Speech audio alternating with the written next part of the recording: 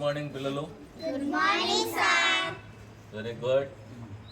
మేము ప్రతి నెల మా ఫ్రెండ్స్ అందరం కలిసి ఫ్యామిలీ క్లబ్ అని ఒక ఆర్గనైజేషన్ తరఫున ఈ టౌన్లో ఉన్నటువంటి కొంచెం అనాథ పిల్లల పాఠశాలలు కానీ వృద్ధాశ్రమాలు ఇట్లా ఎవరికి ఏమి కావాలో చూసుకొని ప్రతి నెల ఒక 2వ ఆదివారం కానీ 3వ ఆదివారం కానీ ఒక చారిటీ కార్యక్రమం నిర్వహిస్తూ ఉన్నాం.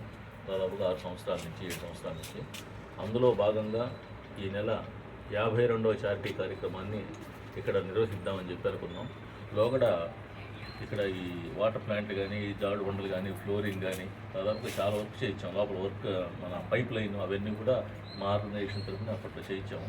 కొంతమంది డోనర్స్ని పట్టుకొని అట్లానే అంటే అప్పుడు ఏంటంటే మనకు అవకాశం ఉన్నప్పుడు ఇట్లా పూర్తి చేస్తూ వచ్చాం. ఈసారి అనుకోకుండా ఏంటంటే ఒక 7 సంవత్సరాల నుంచి ఫ్రెండ్స్ అందరం కలిసి ప్రతి నెల ఒక కార్యక్రమం నిర్వహిస్తూ ఉన్నాం.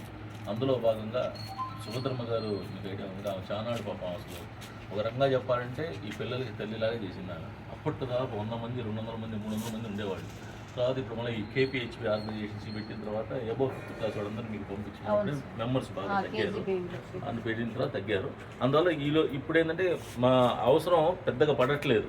అందువల్ల మేము పెద్ద కార్యక్రమాలు చేయట్లేదు. సరే నిన్న మేడం గారు వచ్చి ఇట్లా వీళ్ళకి అవసరం అండి ఇట్లా అంటే సరే ఈ దీపావళి సందర్భంగా ఇక్కడున్న బాలసదల్లో ఉన్న పిల్లలందరికీ స్వీట్ ప్యాకెట్స్, అదేవిధంగా ఫ్రూట్స్, వాళ్ళకి కావాల్సిన నెంబర్ వైజ్గా చెప్పల్స్, వాళ్ళకి ఏవైతే essential school bags, water bottles ఆ మేడం గారు చెప్పినట్టుగా ఈ ఉన్న కొద్ది మందికి కూడా మీకు కావాల్సిన అన్ని రకాలుగా యాజ్ పర్ ఏజ్ ప్రకారంగా చూసుకొని సెలెక్టెడ్గా తీసుకొచ్చి ఈ నెల కార్యక్రమం ఇక్కడ పూర్తి చేద్దామనే సంకల్పంతో దీపావళి సందర్భంగా మేము ముందు గడుపుదామని వచ్చాము.